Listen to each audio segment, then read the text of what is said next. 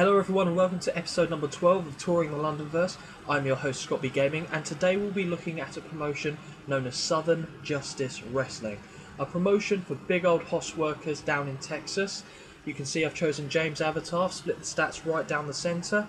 Some simmed up to the first day of the show so we can get right into the action with a bit of a roster review. Okay, right. Let us have a look at Southern Justice Wrestling's overall main hub. Now here you can see that we're regional size, 27th in the world as far as the rankings go on the system, so one of the smaller promotions, although we do have $2.5 million in the bank. E plus prestige, E momentum. Today's show is Southern Justice Wrestling Down and Dirty 2015. They have one show a month. I will say I edited the show in the data so that it comes up a week earlier than it otherwise would. So I think their shows are held on Friday of week 2. But again, so I didn't have to sim too far into the game. I changed it, I'll amend it afterwards, it's not a problem. Okay, so let's have a look at the roster.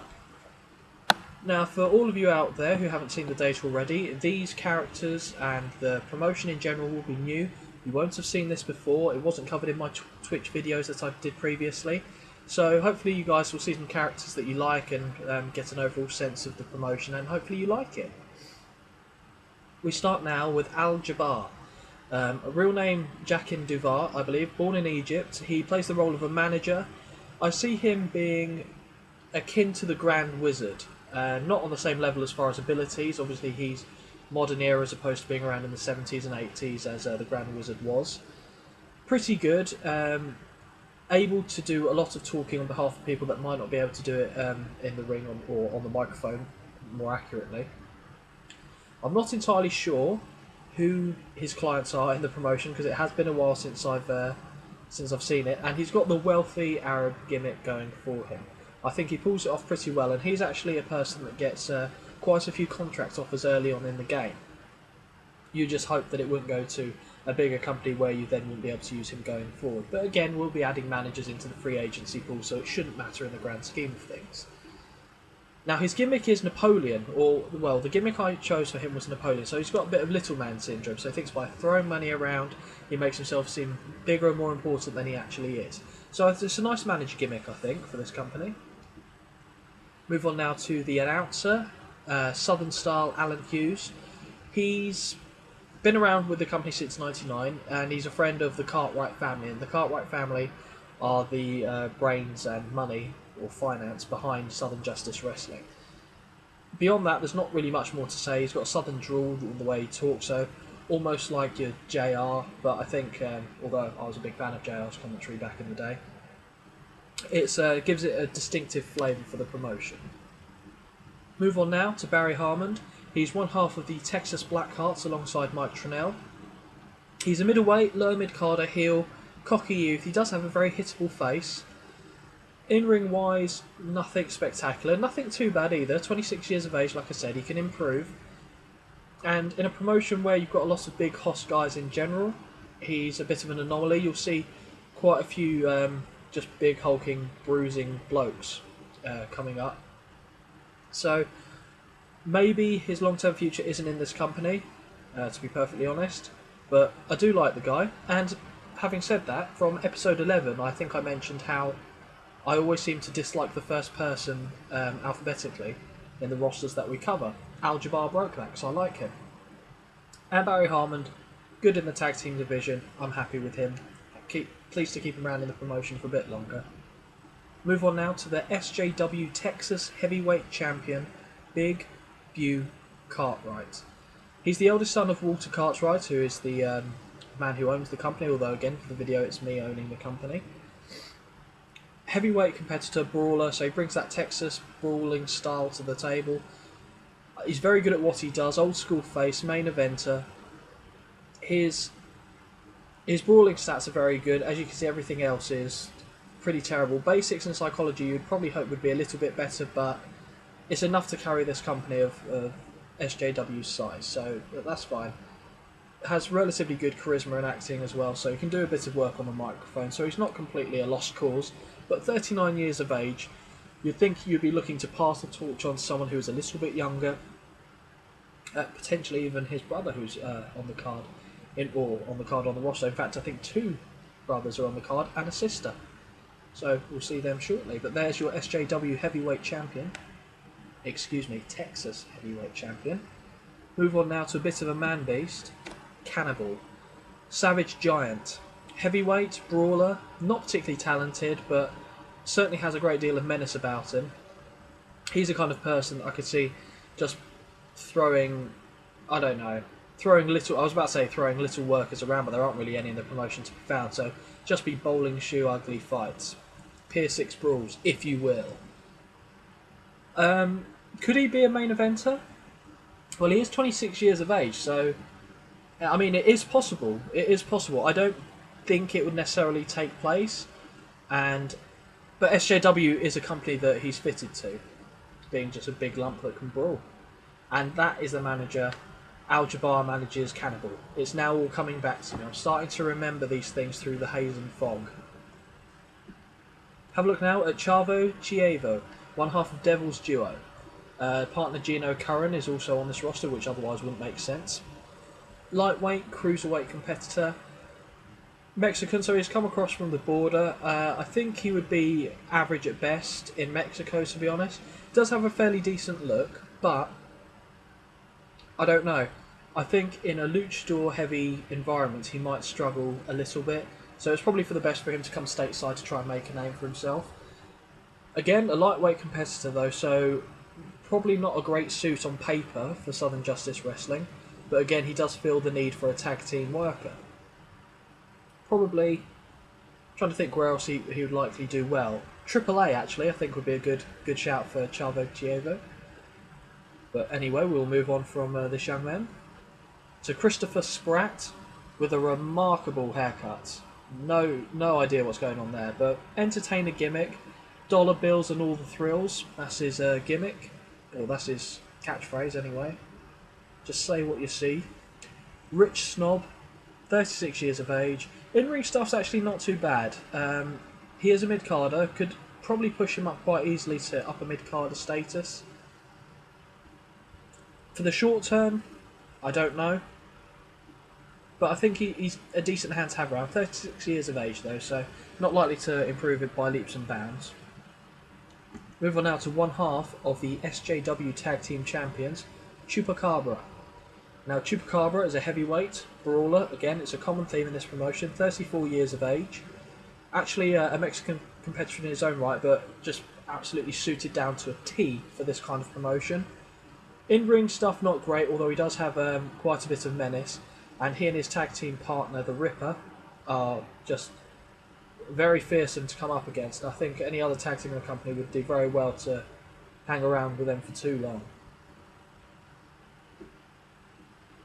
To Cletus, one of my favourite characters in this company, everybody's favourite hillbilly. His brother is also in here, I believe. I think it's his brother, Elroy. Yeah, the Hillbilly Wasters. Interesting name, so they kind of just get drunk. They are, well, actually, what's interesting about this tag team, from what I recall anyway, Cletus is a face, Elroy is a heel.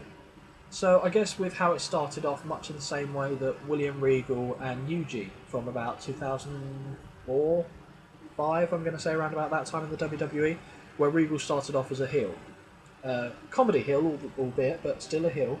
Eugene was the face, the lovable goof that everyone, couldn't help but like. And I'll be honest with you, I did like Eugene back in the day. Now, whether that will work long term as a tag team, waits to be seen. I like the idea of having Cletus and Elroy booked together to get even to like a championship match against the likes of Chupacabra and the Ripper. I think they're called Twisted Monstrosity, that duo, by the way. And have Elroy either eventually completely turn on Cletus and like kind of cost them the title match and beat them down, or beat him up after losing in a title match, or have him turn completely face and kind of see that Cletus is getting his ass handed to him and like really stepping up to the plate and kind of helping his family member. Anyway, that's a lot of backstory for one man. Super heavyweight, in-ring stuff is okay, but yeah, probably my favourite tag team, and I think it's an interesting twist with the face-heel divide within the duo itself. Clyde Vesper, a true cowboy from the Texas Panhandle. Brawler, again. Middleweight, though, so he's not as big as some of the other gentlemen on the roster. He is a tag team partner of Fred Lash. I can't recall what the tag team are named off the top of... Oh, the American Outlaws. So they do have their own nice little name. Got the face gimmick, so again would be quite interesting to go up against the Ripper and Chupacabra for tag team titles. Not too much more to say than that. Potentially could work as a singles competitor. I think in this promotion anyway, not necessarily in others that we've seen in previous videos, but I'm happy to have him around on this roster. And we move now to Sir Dale Watson. Now, English technician who moved to the States. Always has the Union Jack somewhere nearby, as it states in his bio. And he's a technician, so I like to see Dale Watson as being the kind of gentleman, and I do mean gentleman, that would counter someone's brute force with kind of using someone's momentum against them. So if someone goes for a wild lariat, maybe grabbing the arm, taking them down, putting it into Fujiwara armbar, something like that. 34 years of age, bit of a veteran head. He's okay. I wouldn't have thought he would amount to much more than mid-card in the company, but, you know, I think he has a quite decent look, actually. I think his star quality is maybe a little bit undersold, but it's okay. Very, well, perfect for this position of being a mid-carder. Move on now to the third-born son of Walter Cartwright, and that is Edgar Cartwright, 31 years of age. Light heavyweight, main eventer, so still hanging around with his brother in the main event scene, although he is a light heavyweight as opposed to his brother being, I think, either a heavyweight or big heavyweight. Just rewind the video back and check, I can't remember off the top of my head. Probably the gentleman that, if you were Walter Cartwright, be looking to put the title on and take it from there. Because Bew Cartwright is 39 years of age, so Edgar's obviously 8 years his junior and has potential to be able to, you know, fill in on his big brother's boots. In ring, he's not particularly great, but he has a relative amount of, I don't know, appearance, star quality, not so much, but probably a bit of nepotism will see him do quite well in this promotion at the very least. Move on now to Elroy. Now, Elroy, as we saw his tag team partner Cletus earlier, 37 years of age. Actually, I didn't see, I don't think. Cletus was 31, so yeah. Elroy is his senior by a fair old distance. Super heavyweight also, one half of the Hillbilly Wasters. Oh, I've checked. Oh, okay, right. The disposition was changed to face, because I think I originally did have it as heel face, but that's how it worked. Okay, I've let you into a bit of an insight there on what I see happening with this tandem. In ring, shite. Menace, good. I don't really need to go into too much about him, because I did kind of cover it all with Cletus. As the bio says, you can't get any more Texan than Fred Lash. Light heavyweight, 32 years of age. It's... I don't know. I don't know, to be honest with you. Kind of got a shit-eating grin, which I'm not too sure I'm keen on. But, yeah, what can you do? Upper mid-carder, cowboy, so it kind of does, at least they do have the same gimmick going as a tandem.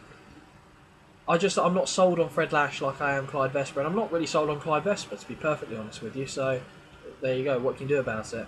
But again, a brawler, upper mid-carder.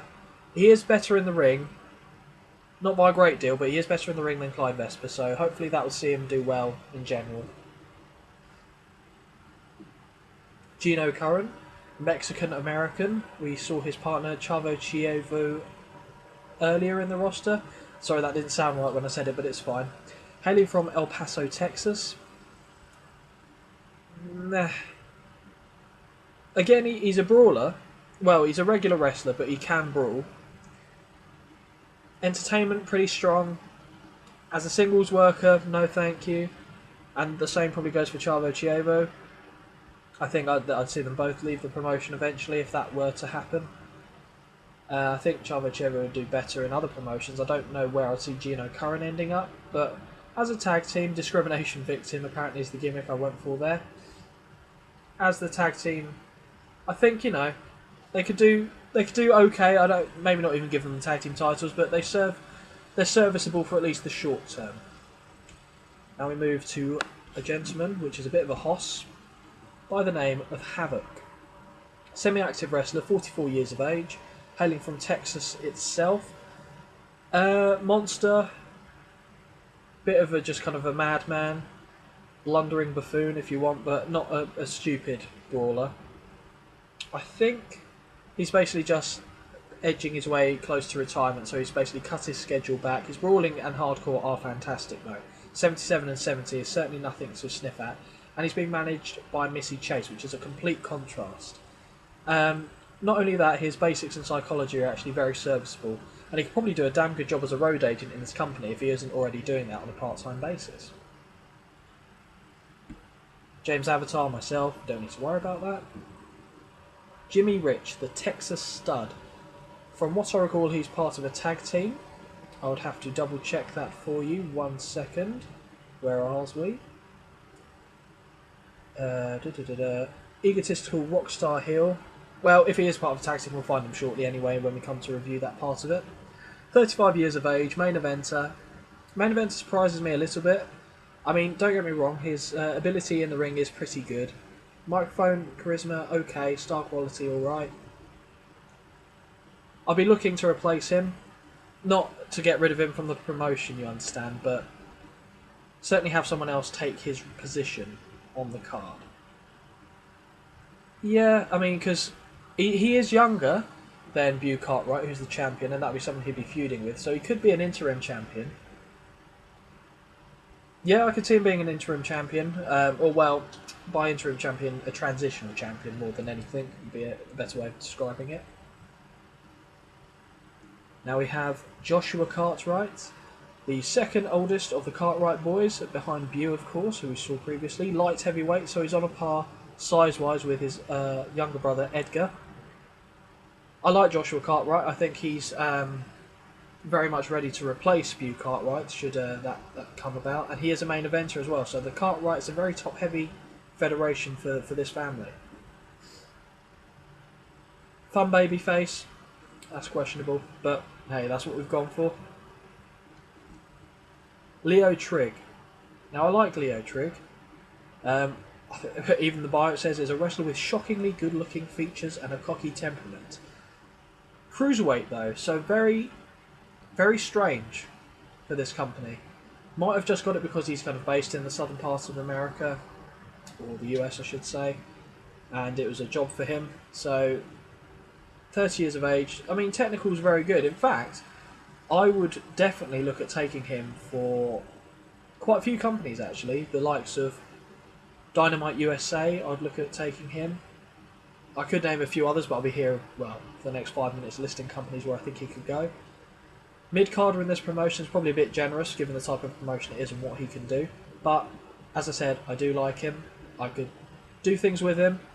That sounds weird, not what I meant, but long term, he probably isn't made for this promotion. Well, he was made for this promotion, but you know what I mean, not made for this promotion in the grand scheme of things. I like this render. Magnum Westback. Big heavyweight brawler, of course. Upper mid-carder, heel, mountain man. So kind of a bit of a simple gimmick, I guess we'll go with that. Rumble skills are strong. I'd imagine the intimidation factor and that ilk of stat are pretty high for the guy. I can't remember off the top of my head, but you'd have to assume that is the case. Again, someone who's just typecast for this kind of promotion. Now Mike Tranell, I think we saw his tag team partner earlier. Let me quickly browse through this. Barry Harmon, that's the gentleman. Again, a good tag team. I like this tag team in the company, although being an open is going to limit how far he can go or how quickly he can rise up the card. Not really too much to say about this. Old school heel. Yep, that's pretty much all you want to know on this. Missy Chase, the First Lady of Texas. Now, as we said, she is 38 years of age. She is the manager of Havoc. I think that's pretty much all she does in this company. Let me have a look. Yeah, she was brought in to be simply eye candy for the big man, but she's kind of evolved to be a manipulative shrew. So we've got a couple of decent managers in this company, actually, which is nice. We haven't seen too many managers so far. Well, AWF had a few, to be fair. Nancy Cartwright, the daughter, and the only daughter at that, of Walter Cartwright. She does the colour commentary, I believe, and she can also be a manager, so yeah, this is another promotion where I mentioned previously we have a mixed broadcast booth of being one man and one woman. Nancy Cartwright does that for her father, so nepotism all over the house on this one. Neil Cartwright, the youngest, and questionably, or unquestionably even, the black sheep of the family, as he is a lightweight and a cruiserweight competitor. So almost a runt of the litter, but he's my favourite out of the entire Cartwright family. And for that reason alone, I'll probably try and get him to be near the title scene. But, and he is a main eventer, so he's already there again, being a Cartwright. Not really suited for that. He's got a daredevil gimmick, and you'd probably see him do better, or much better, in companies like AAA. Which again, this would be someone I'd look at bringing in. Referee Brian Howitzer. That's it. Roland Bars. All Night is the gimmick. He's a very, very small competitor, enhancement talent, fun babyface, pretty much just there to take an absolute arse-kicking from everyone on the roster. And there's very little to say about that. I mean, hopefully it would help him develop in the long term. I mean, he is only 21 years of age, so, you know, he could develop into something fantastic for another company down the road. So this might be just him paying his dues, as it were. Ron Briggs. Now, interestingly, on simming up to this show, Ron Briggs was approached by CWE, the second biggest company in America, to do the colour commentator work for the promotion. Fortunately, with having Nancy Cartwright there as well, it wouldn't be the end of the world if we lost him, although he is very good at what he does. So we'd have Alan Hughes and Nancy Cartwright. But because CWE would offer Ron Briggs, or Big Ronnie B, as he likes to be known as, a full-time written contract, which would obviously mean that he wouldn't be able to work for us anymore. But there's a backup in plan. There's a backup in plan. There's a backup plan in place. Say that 5 times whilst holding your breath and hopping on one leg. Don't do that, I guess. I mean, it's just weird. Move on now to Sigma. Japanese hardcore sensation, that is Sigma. Psychopath gimmick, light heavyweight. Gimmick ninja, I think that's a bit inaccurate. I think it's just more of a kind of mysterious, weirdo, kind of comes out of nowhere. So no, ninja probably covers it, actually, to be fair. He is a mid-carder. Sounds about right, although he'd make a hell of a foil for Hugh Cartwright if that should be required. Yeah, I like the guy, and he is also managed by Al Jabbar. He must have an absolute hoss stable. And he does.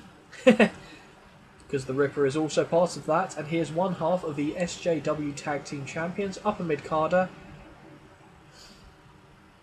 The render I originally despised when I first did it. I made a lot of tweaks to it along the way. It was one of my earlier renders for the game. But yeah, it's pretty good. I'm happy with it now. It's in a place where I'm okay with it. I've come to terms with it. 34 years of age, he's not going to improve too much. Rumble's pretty strong though, and he more than holds up his half of the tag team titles. Turner Stones. Rolling Rock Turner Stones. 400-pound tub of shit. We love it. Opener. 35 years of age. Yeah, probably just going to be towards the bottom of the card, opening the shows with a 5-minute match here and there. Old school face. Nothing particularly great to say about him, but again, he makes up the numbers, and who else is going to sign him, to be quite honest? Walter Cartwright. This is the man himself. 62 years of age, was a wrestler back in the day himself. Very popular wrestling figure, in fact, in Texas. Obviously, his home area. Now he does the Road of Road agency, so as I've taken control of the company, that is what he'll be doing going forward, so that's cool. Still has a purpose. West Bradley, Hard Justice, 40 years of age, 20-year vet. Old school face. Stats are pretty good. Unfortunately, it'd be very difficult thinking about the long term with him given his age, but I couldn't rule out even a championship run, albeit briefly, maybe. Because, yeah, I mean, he's not that much older than Hugh Cartwright if you think about it, and is, I would say, well, in fact, statistics-wise, if I can say that for you correctly, he's actually better. So, yeah. And finally, the Wild Man, or the Savage from the Rockies, Wild William Kent. one of my favourite characters in this promotion. Brawling and hardcore are good, performance is good. Just, yeah, a bit of a hazard to have an extremist character. Yeah, I think it'd just be really fun to book this guy. Really, really, really fun. And I'm going to enjoy doing it for the show that we do now. As that brings us to the end of the roster. So there you go, lots of new characters for you to see that you won't have come across before. Hopefully you like the renders and the characters to go with them. It's a Southern Hoss promotion in Texas, so you got to love that. You know, we need to tick all the fan groups for pro wrestling, so everyone has something they can do. Now, right, let us have a look at the storylines. There aren't any, but we don't need to have any, so that's fine, we're not going to get dinged. Happy days. Move on to the titles, and these are fantastic titles, again, courtesy of MJ Stark Productions. SJW Tag Team, we have the Ripper and Chupacabra, Twisted Monstrosity, I think is their tag team name. And the SJW Texas Heavyweight Champion, which is a beautiful title render, is held by Bew Cartwright. Right, now we will have a look at the tandems. Covered all of these in the roster review, but we've got the American Outlaws, Edgar and Neil Cartwright, Hillbilly Wasters, the Dallas Blackhearts, the Devil's Duo, and Twisted Monstrosity. Stables, we've got two. Destruction Inc., which is Aljabar's stable of monsters of Cannibal, Chupacabra, Sigma, and the Ripper. Texas Hold'em, which is formed by Jimmy Rich and has Magnum Westbank, Leo Trigg. They're hoping to take over the promotion. They haven't got particularly far at the moment, but then again, Jimmy Rich is the only one that's really carrying their group. Leo Trigg is good, but not on that level in the roster at this time. So we've got two heel factions. That's quite interesting for the Cartwright boys to compete with. And let's have a look at the creative meeting. So, as you'd expect, 4 of the Cartwrights make the top 5 players in the promotion, with Jimmy Rich being the exception.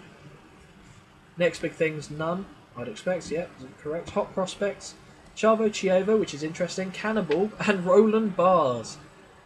Brilliant. The 21-year-old just bump monkey is going to be a hot prospect. That's excellent. Talk the Talk, Bew Cartwright, Christopher Spratt, Missy Chase, Cletus, and Gino Curran. Gino Curran is surprising. Showstoppers, the only one is Wes Bradley. Ring Generals, the only one is Wes Bradley. Who's hot? No one. Who's not? Havoc, Christopher Spratt, Leo Trigg, Chupacabra, and Wes Bradley. Shame about Chupacabra and Leo Trigg. Time Decline, Havoc. 8 years past his prime. So, yeah, okay. And we'll have a look at the hidden gems. Raven Nevermore, E.S. Cormier, Clayton Purdy, Jason Disaster, and Jacob Ruthless. An interesting selection there. Okay, right, so now we are going to put our big boy pants on and book a show. One of the free agents that's not long since been put on the data, you got to see briefly there, Guerrero de Oro. The Leavenworth Armory, yeah, that's fine, not particularly fussed. Backstage racing, 100%. Thank God for all the relationships. That's the best backstage racing you will see. Now, 2.5 hour show. Fingers crossed we don't shit the bed. I really have no idea what I'm going to do here. Singles match. Should I do a dog collar match? Yeah, we'll do a dog collar match for the title. Because it's Texas. And everything's bigger in Texas. Bew Cartwright, and I think Jimmy Rich. That'll do. Auto name. Let that go. This is going to suck because they can't go this long. Well, Bew can't. But we need to take up time in the show, so we'll let it go this long. Victor will let Bew Cartwright keep it. We'll let Jimmy Rich lose it, I guess. It will be an open match, though. I want it to be scripted, though. So, there we go. Already added it. Didn't realise I clicked it. Happy days. Okay, right. Tag team titles will be on the line. Won't have a gimmick for this match. Don't want too many gimmick matches on the show. And why not? I mentioned it in the roster review. We'll have the Hillbilly Wasters take on Twisted Monstrosity for the titles, but I will have Twisted Monstrosity retain. None of these guys can go long, so obviously I'm going to make it go 15-16 minutes. Victor, Chupacabra, open match. I'm not really overly fussed about the rest of that. That'll do. Put the titles on the line though, that would help. Okay. What else do we want on the card? Well, let's see who's left. We'll try and do some booking on the fly here. Might put Havoc in a match. Here's a heel. Turner Stones. Oh, William Kent. William Kent. And I'll have William Kent go over because I prefer him. And Havoc's fading out anyway. So, 11 minutes, just a wild, pissy brawl that no one enjoys. This show's going to suck ass. It's going to be great. Loser will be, obviously, Havoc. Open match, though. Definitely script. Definitely script. And so, very unhappy. What? Yeah, I don't care. It's only the one show. I've placated people before. I'm not doing it again in this. Let's get another singles fray on the card. I might have Edgar Cartwright take on Cannibal. Obviously got to have the Cartwright boys win all the matches on this card. Otherwise it's not been booked correctly. 12 minutes. Victor, Edgar Cartwright. Cannibal obviously to take the loss. But open match. Right, now I'm just trying to think. I want to have like a hardcore match with Sigma and the Cartwright boy that's a bit of a daredevil. I think that would be quite fun. So what kind of match do we want to put together? First Blood, that'd be fun. Making a man in a mask bleed will be very difficult. And actually no, I will have Neil Cartwright take the loss, I think. Oh no, I don't know if he will because of Sigma being a mid-carder. Ooh, the plot thickens. Right, this could probably drag on a bit. Just trying to come up with horrific ways to make each other bleed.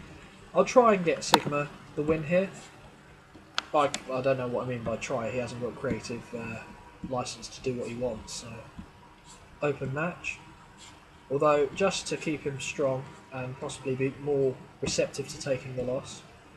Ah, see that's why he's my favourite Cartwright.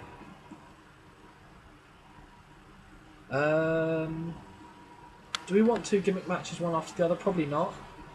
So I'll put that there. Tag team match.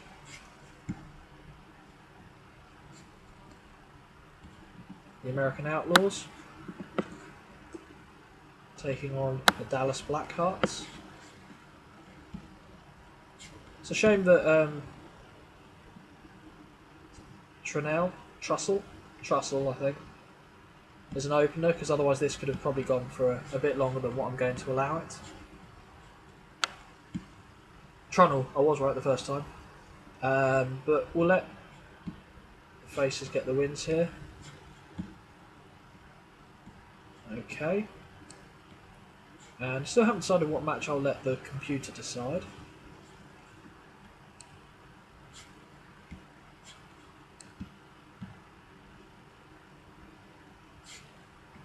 Just thinking, maybe we will go to Eastbourne.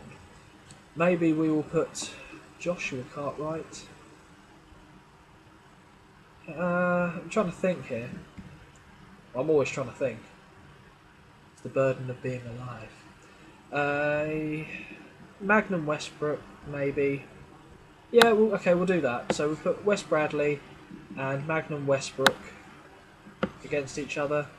Just going to be a bit of a slapdash affair, I think.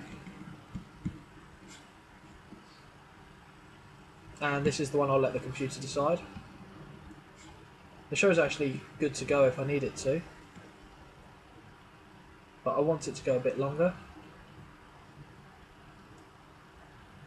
Put that there.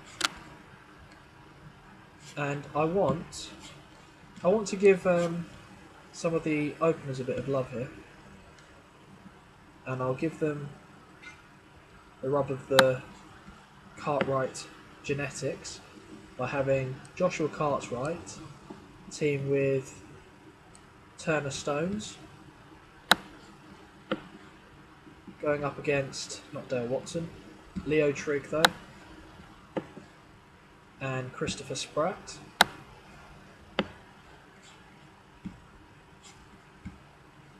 Okay, this can't go long. 8 minutes. Victor, and we'll let Joshua Cartwright get the win, but it'll give Turner Stones a bit of love as well there. Christopher Spratt I don't like as much as Leo Trigg, so he'll take the loss.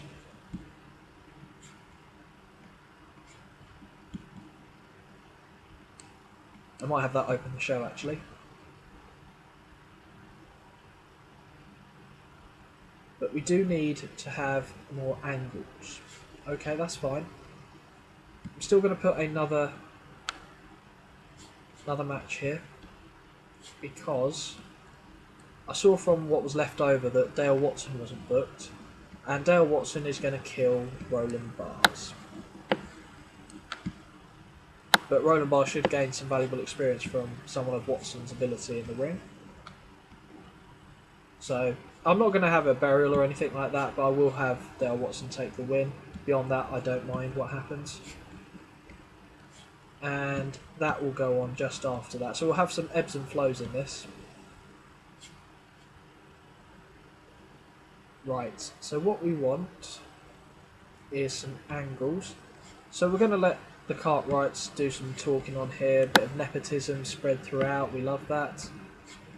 So singles. We're going to have yeah, that's fine. Cartwright do a ridiculously long and boring promo.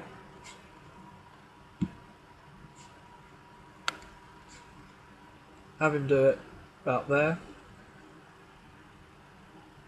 Yeah. Pick up me. That's a thing there. Talk. We'll have another. I might let Jabbar actually do a bit of talking. I'll let Jabbar do the talking about Edgar.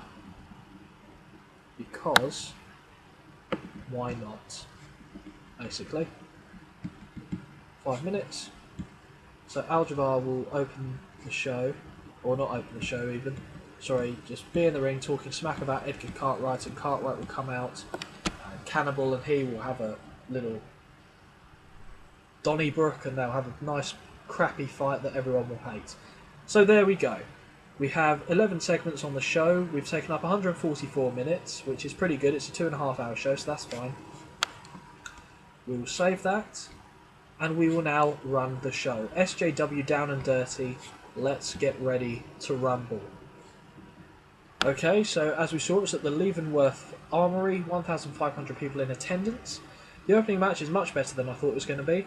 Had an average crowd reaction and some decent in-ring action. Joshua Cartwright and Turner Stones defeated Christopher Spratt and Leo Trigg in 8 minutes 19 when Joshua Cartwright defeated Christopher Spratt by pinfall with a Southern Slam. And that's with the Cartwright being off his game. So yeah, this is where I would expect this to be with an E+. Dale Watson beating Roland Barrs. In a match that had an average crowd reaction and some decent in-ring action, Dale Watson defeated Roland Barrs in 6 minutes 21 by submission with a tendon hold. Al Jabbar cuts a promo hyping up his upcoming match with Edgar Cartwright. Not what happened, but, you know, D+. In a match that had an average crowd reaction and some decent in-ring action, Edgar Cartwright defeated Cannibal in 12 minutes 7 by pinfall with a Cartwright clothesline. Cannibal was really off his game tonight. Nancy Cartwright was the manager for Edgar Cartwright, I forgot to mention that. And they don't seem to click at all, and it's still got D-, so that's not bad. Havoc against William Kent. In about that had a good crowd and some decent in-ring action. William Kent defeated Havoc in 10 minutes 32 by pinfall with the Skull Crusher. In about that had a good crowd and some decent in-ring action. West Bradley defeated Magnum Westback in 12 minutes 49 by pinfall with a Rocky Mountain Bomb. Now that's impressive, because to suggest that any moves a bomb and do it on Magnum Westback is incredible. And that's what the computer decided should happen, so okay, we get a D for that. That's a bit unfortunate. I was hoping for a bit higher with the American Outlaws and the Black Hearts, but D-, okay.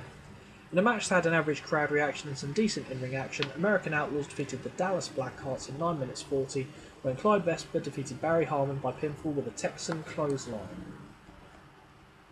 A lot of clothesline-based finishes, I'd imagine, in this promotion.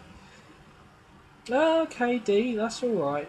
In a match that had an average crowd reaction and some decent in-ring action, Sigma defeated Neil Cartwright in a 1 vs 1 First Blood match in 15 minutes 8 seconds when Neil Cartwright was busted open. Nancy Cartwright also being the manager for Neil Cartwright, and Al-Jabbar did good work at ringside. D is okay. I can perform better if you put me in matches that better suit my skills. Put me in a brawl-based match does not play to my strengths. Hey, fuck you. Cool. View Cartwright cuts a promo. C. The tag team match is going to tank, just so you know, but we'll see what it does. Okay, a little bit better. In a match that had an average crowd reaction and some decent in-ring action, Twisted Monstrosity defeated Hillbilly Wasters in 15 minutes 49 when Chupacabra defeated Cletus by pinfall with a Howling Slam. Twisted Monstrosity make defense number 3 of their SJW tag team titles. And simmering tension between the Hillbilly Wasters grows. Now the main event I'm hoping is going to be a goodie. I don't know what happened there, I think there's a partial stroke, apologies. C-, yeah, I'll take that. In about had a good crowd and some decent in-ring action. View Cartwright defeated Jimmy Rich in 19 minutes 27 by pinfall with a Texas Lariator. Again, Lariat or clothesline-based finisher, wonderful. View Cartwright makes defense number 6 of his SJW Texas Heavyweight title. Cool. Didn't I select that to be a dog collar match? It didn't suggest that it was, but I think it was. Anyway, yeah, I'm quite happy with that. Someone's going to moan and say, you shouldn't put me in a match like this. But they didn't. Hey, and this show increased our popularity in one region with a D+. So, not as good as episode 10 and 11, but, you know, episode 12, Southern Justice Wrestling, I think we did pretty well. We can be proud of the show we put together with minimal effort. So, again, new promotion that you guys won't have seen before. We've got to have a look at the roster with some big hoss workers and some random workers in there as well. Got to book a show, see the champions, see the title belts, see a bit of everything. And we did it Texas style. Haven't decided what we're going to be doing for the next video, people, but I do appreciate you watching this. If you have liked the video, please do hit that like and subscribe button. Thank you for stopping by, and I'll see you next time, guys.